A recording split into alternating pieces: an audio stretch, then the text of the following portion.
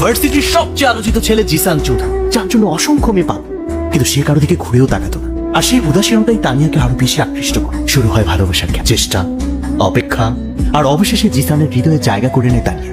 I'm also falling for you. Will you marry me? কিন্তু সব গল্প কি ভালোবাসা পাওয়ার পর শেষ হয়ে যায়, নাকি সেখান থেকে শুরু হয় নতুন অধ্যায়? কাজী সাহেব, এই বিয়েটা করার আগে আমার একটা শর্ত আছে। কি শর্ত বাবা? মা, তোমার চাওয়া পাওয়া কি পূরণ হয়েছে? না, পাইনি তো। তাহলে চুপ করে দাঁড়িয়ে আছো কেন? বলো। বেআইন সাহেব, আমার ছেলেকে যৌতুক হিসেবে 1 কোটি টাকা দিতে হবে। টাকাটা দিলেই বিয়েটা হবে, নয়তো হবে না।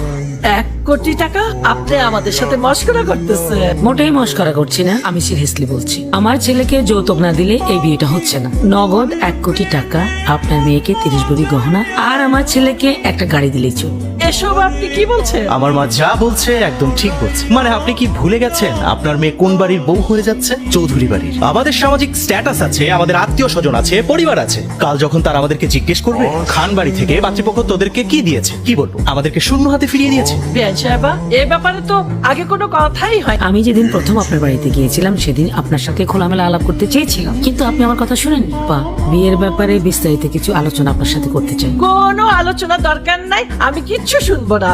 এখন বলুন, বিয়ের দিন তারিখ কবে ঠিক করবেন? আপনি তো একদম হাসি খুশি রাজি হয়ে গেলেন। আমি স্পষ্ট ভাবে আপনাকে বলছি, আমরা যা চাচ্ছি সেটা আপনি পূরণ করতে পারলে বিয়েটা হবে, নাইলে বিয়েটা হবে না। বিয়ান সাহেবা, আপনি এরকম কি করবেন না? আমি আমার মেয়েটাকে অনেক আদরে বড় করেছি। এখন এই বিয়ে মজলিস থেকে যদি ওর বিয়েটা ভেঙে যায়, আমি সমাজে মুখ দেখাতে পারবো না। আমার মেয়েটা কলঙ্কিত হবে। আমাদের ইজ্জতের দিকে একটু তাকান। জিসান, এখানে দাঁড়িয়ে থাকবি? চল। যাবেন না, দয়া করে আপনারা যাবেন না। ঠিক আছে, আমার কাছে যা আছে আমি সব গুছিয়ে দিচ্ছি। বিয়েটা হয়ে যাক, আমাকে 2-3 মাসের সময় দিন, আমি আপনাদের সব দেনা পাওনা দিয়ে দেব। কাজী সাহেব, বিয়ে পড়ান। কি ব্যাপার? আমার বিছানায় বসে থাকার সাহস তুমি কোথায় পেলে? আজ তো আমাদের বাসর রাত। বাসর রাত? আমি তো এই বাসর রাত মানি না। তোমার মতো মেয়ে বাসর রাত করার স্বপ্ন দেখে কিভাবে? তুমি আমার সাথে এরকম আচরণ কেন করছো?